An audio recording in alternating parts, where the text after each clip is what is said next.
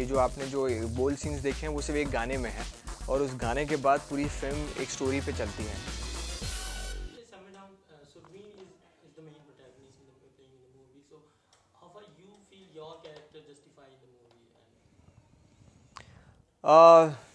देखिए, my main thing of I like acting. My main thing is I'm not here to yes, मतलब name fame सब कुछ मिलता ही है, लेकिन मैं उससे भी ज़्यादा I like to emote scenes, I like to do a lot of acting scenes. तो मुझे उस रीज़न से मैंने ये फिल्म ली थी।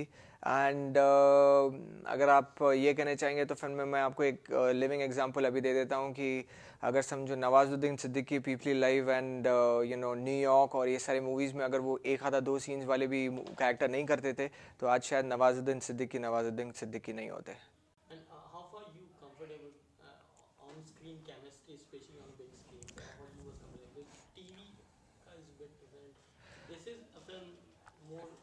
माई मेन थिंग ऑफ जितना भी मुझे my main thing was that I can't restrict myself कि as a character को मैं अगर मैं stop कर दूँ saying that मैं ये नहीं करूँगा, I'm too small for that and लोगों को different चीज़ें करना बहुत ज़रूरी है। and जब ये scenes जब मैं करने की बात हो रही थी मेरे director के साथ, the only concern I had that I shouldn't disappoint any of my fans or viewers or anyone. So the best part is that you live this character for few months, वो आप shoot करते हैं fun में, you then move ahead and do different kind of roles और अपने आप को prove करते हैं। So I'm sure my next film will उसे काफ़ी लोग impress होंगे। अब वो next film पूरी family film है। But just tagline होता है कि अगर promo hit तो picture hit. What do you think of that tagline? Because already promo hit हो चुका है। नहीं जी, ऐसा कुछ नहीं है भाई। आजकल प्रोमो में बात कुछ और होती है और फिल्म्स में कुछ और ही बात होती है। सो आई वोंट से अगर प्रोमो हिट तो फिल्म भी hit. I don't want to sound so over confident about it. I am really happy with the kind of response I have got for the promos. So really expecting that उसमें से अगर समझो 10% भी अगर समझो लोग इसे पॉजिटिव वे में लेकर आ जाते हैं, I think we are in business then.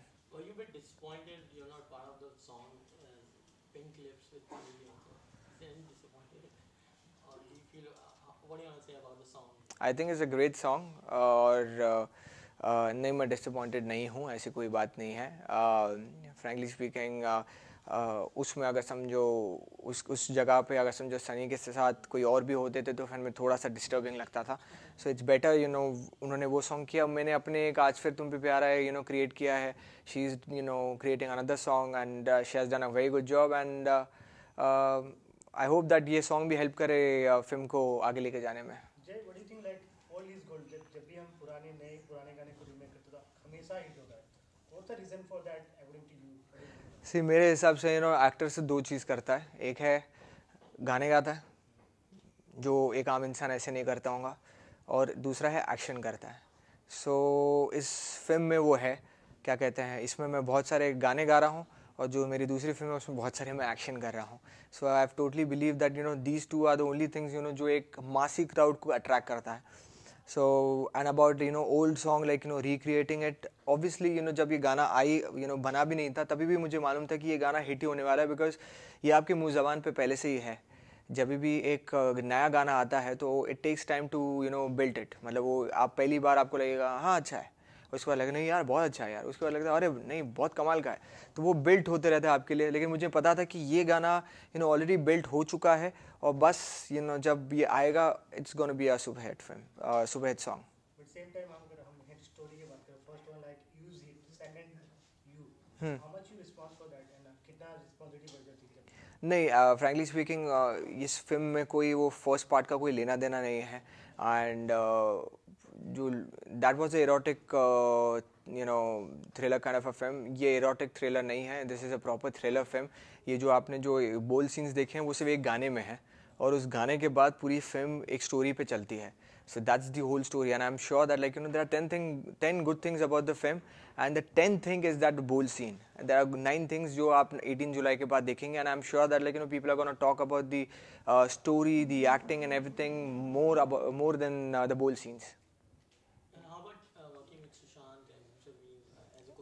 बहुत अच्छा लगा उनके साथ काम करके, बहुत मज़ा आया उनके साथ काम करके, काफ़ी काफ़ी सारी मस्ती भी की, काफ़ी इंटरेस्टिंग काम भी किया. So really happy that first film में इन लोगों के साथ काम करने का मौका मिला. Comfortable doing the bold scene.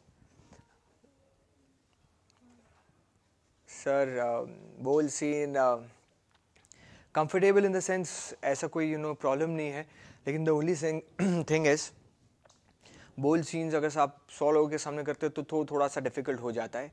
Comfortable और अनकंफर्टेबल की बात ही नहीं थी, because I said like as an actor I need to do different kind of stuff. So मेरा वही कंसर्न था. So the only factor was that कि वो थोड़ा एक डिस्टर्बेंस रहता है, अरे ये देख रहा है, अरे वो देख रहा है वहाँ से. So that was the only thing. But I had to मेरे को वो सब भूल के I had to concentrate on the kind of work I am doing. Jay, every movie has a one strong point. According to you, what's the strong point in story too? The story is the strong point, the USP of this project. Thank you. Thank you.